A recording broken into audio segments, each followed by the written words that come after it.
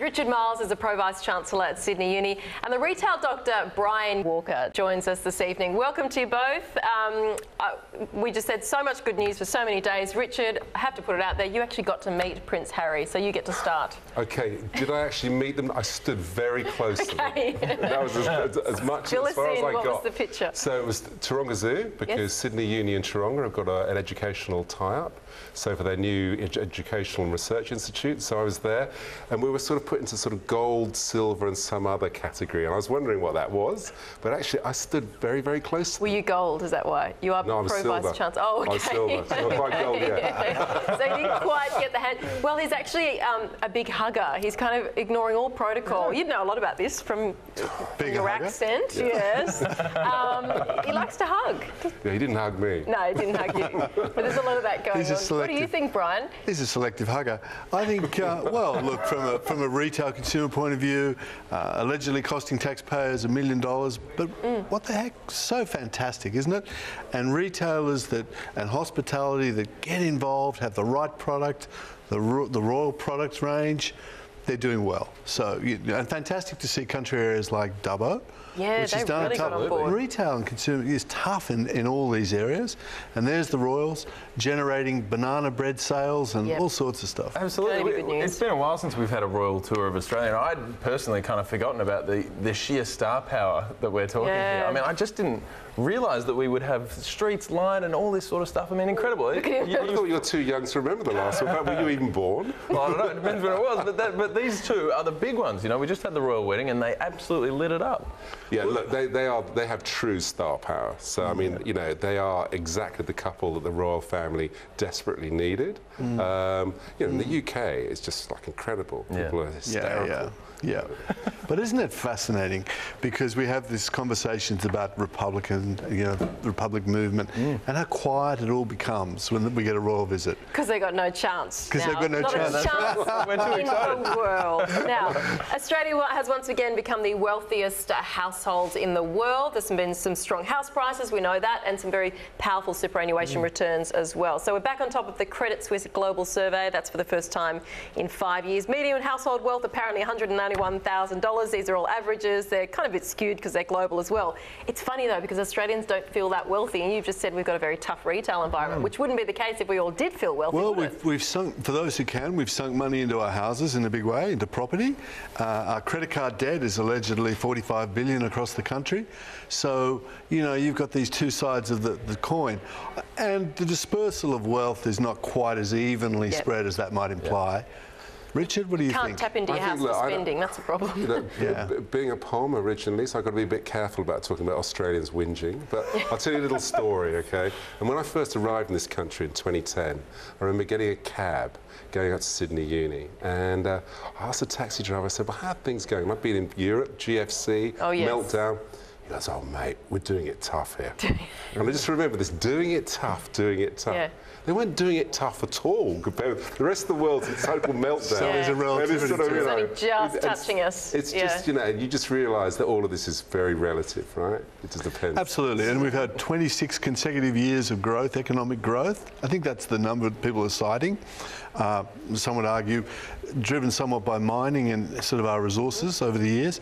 But, you know, at the end of the day, what a wonderful country we live in, isn't it? I mean, if you want to make a dollar, you can make a dollar here. Yeah, really, big picture, largely. but then, I mean, you're aware as anyone is of, you know, all the retail bad news that we got this week. It just keeps on coming. It's been Max Brenner, it was the reject shop warning, it was Roger David this week, Sears in the United States. Like, on the ground, when we step back, OK, we understand we're wealthy and we're very fortunate, but on the ground, people are not feeling it. Yeah, and look, we look at those particular, each of those has a certain circumstance to it. You know, from a really old, dated model, largely. Roger David, unfortunately. Sears, largely, in the States. And we're seeing changing consumer spend and all that stuff that we talk about. But at the end of the day, the good ones, the business fit ones, as we call them, are doing really well. So, you know, it's a mixed bag. I agree. I mean, I used to live in America. Have you ever been to a Sears? I did. Really? Some of the stores, retail experience? Yeah. Some of the stores I are feel down like that to the about living dead. Maya, but anyway. Well, I was They've got asked. the shoe heaven now, Brooke. No, that's... Oh, that's Jones. DJ's. I'm so David sorry. Jones. That's I horrible. was asked during the week if there were similarities between Sears and Myer. Yeah, And of okay. course, I'd say, well, large legacy networks, lots of debt, customers going elsewhere. Let's see what happens. Yeah, well, All it's good in news. trouble. I read one more thing in that report, which is that there's going to be 1.8 million millionaires in Australia within 5 years. Yes. So, I mean, the question then becomes, so does that become something to reach for, or do we just kind of Then everyone will be a millionaire. rumble? Who Well, that's cares? it. Well, do we just sort of say, okay, well, no, the distribution of wealth in this country is too horrible, or do we still say, right, there's the goal? There's a It's right theory. there. There's a theory about people imagining that countries are in economic decline. It's got nothing to do with numbers. It's all a state of mind. And so I'll give you an example. So in America, the founding fathers of America, as soon as they started to become successful, they started moaning about going into decline. So the Roman Empire, exactly the same thing. It's just built into our DNA. Is that where we're at now? I After that record run you of become so successful. uninterrupted growth? Yeah, you start imagining and fantasizing the fact that we're, Got a lot on to the lose. ropes. It's a very historic concept, isn't it? This concept of millionaire. I mean, there are people who seriously would struggle to draw together a very good salary, yet their houses are worth millions. I was going to say, Does that everyone in make them Sydney's a millionaire because of the house in price. that context. Yeah. That's it. Yeah, it's true. Yeah, well, Yeah, we'll all right. see what happens. Okay, let's talk about... Trillionaire, that's what we want to aim for. Well, yeah. Or maybe that's right. billionaire in between as well. Now, China's preparing to launch 3 artificial moons into space in the next few years. It'll basically, from what I can figure out, they offer 24 hours a day sunlight, essentially. This man-made moon is a satellite which carries huge space mirrors. They reflect the sunlight to the Earth. The idea is that they can save hundreds of millions of dollars on electricity from street lighting. Yep. Already giggling to the side. So nothing intrusive about that, right? Yeah. And there's going to be no cameras spying on anyone, will There's there? going to be no So- sleep. There's going to be perpetual insomniacs. Well, Yes. yeah, all you need to do is ask how the Scandinavians feel about having it light at 1 Yeah. a.m. Well, they're or something. going all right. Well, They yeah, don't that's winch true. too much. I think they're okay. Well, okay, so then is this the most outrageously ambitious plan ever, or is it actually something that they could pull off?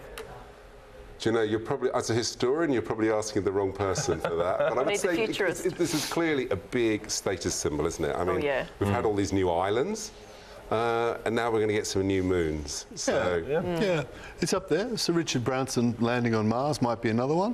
So, you know, but it's fascinating that it does speak a little bit to innovation, doesn't it? It does speak a little bit to thinking outside the... Well, I as guess. Chris and I were talking about, you know, how many days of the week do we spend talking about the cost of electricity? Exactly. Yeah. That's Maybe what this is the all about. final solution for us. Yeah, the exactly. final solution Yeah, are in we terms of thinking- electricity pricing. Are we thinking too small? Maybe not. Now, we've also got the billionaire who co-founded PayPal, who has revealed his favourite curveball job interview question. Now, this is Peter Thiel, says the question that guarantees you get the best candidate is... You ready? Yep. Tell me something that's true that almost nobody agrees with you on. Okay. Chris, It's a good one. who's got one? okay, I've got one. I'm a genius. you got one, okay. Richard, go. I'm a Very genius. good. Very good. Yes, okay. You'd probably get the job on that. I would sit there for far too long thinking it would reveal that they overthink everything, so I would fail the interview on that score.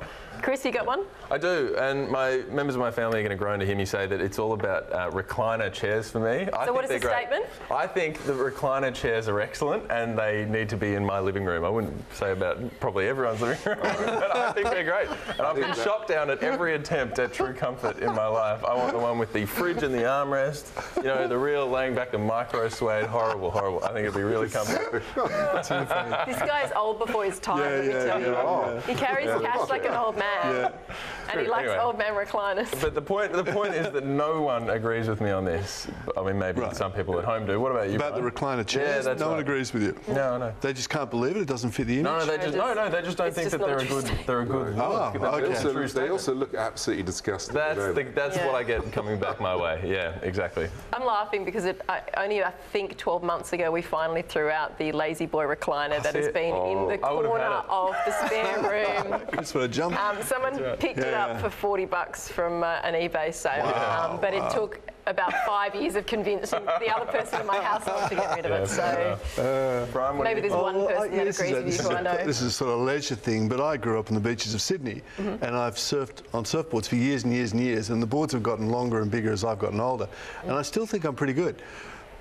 People don't believe it, you see, because all they see is the businessman. Surfing, there you go. I'm sure I'm not pretty good, by the way. The other serious question out of this was, because he went on in this interview to say, but actually, you know what he reckons, that interviews actually don't really give you a lot about the candidate. No. What do you think about that? Are they actually very useful? I totally agree. Oh, really? They're a cursory glance at somebody. What we do is we put them on the paddock for a day or two. We get them into the business and we run all sorts of little things. We even do personality profiling. Okay. So, and we know how they're going to react under stress, pressure, change. Do you find that's more an accurate Absolutely, gauge of someone? We hardly even do reference checks these days because very few people, we're human. We don't want to criticise overtly. We don't want conflict and we don't want bad blood. So we tend to say nice things about people as a general comment. Yeah. We like to say to people, we have the interviews, and I like to find out a lot about their life. I like to find out about it as much as you can. Yep. And then we say, why don't you come in and spend a day with us? Now, I don't know if that's politically a thing to do, but that's how we start to tell. I think that sounds great. I mean, I think you often just end up recruiting people who are good at interviews. Yeah. And that's the kind of mistake, you know, and you can get that kind of polish. So I used to teach at a university in Britain where we used to interview everybody for hours. Right. And it was a sort of one of these sort of places where they all queued up to get in. They'd all had sort of huge ATAR scores. They'd all kind of, I don't know, got Duke of Edinburgh Platinum Awards and kind of climbed Mount Everest. They were so brilliant, you couldn't tell them apart, okay? Yeah. But actually, one of the things you do in an interview is that I'm not even sure you're allowed to do this now, is over time, just try and rub a little bit of the polish off them. Yeah. Disagree with what they're saying. Yep. And actually get them to a point where they start to fail.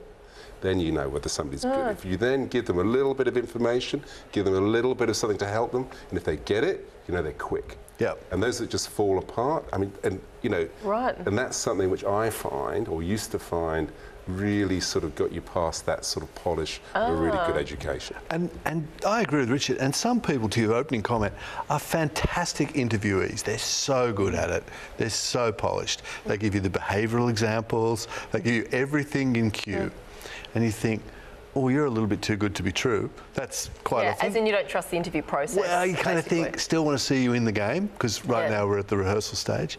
And sometimes I just look at a person and think, can I see you with us? Can I actually see it? Can I actually feel it and see it?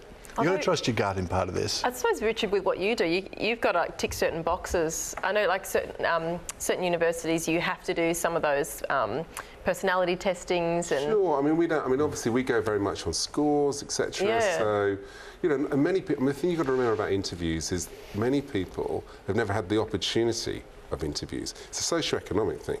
And so therefore, you know, and it can be. And it just means that, you know, unless you know, and some people have had lots and lots of experience of that. You know, and you can also, and sometimes you have people who come from households where they've had very few conversations even with older adults. And so therefore, you know, you've got to, I think you've got to play all of that into it. So what's a better way to do it then? If I knew the answer to that. I mean, it's one of those things. Find me something that you can't prepare for.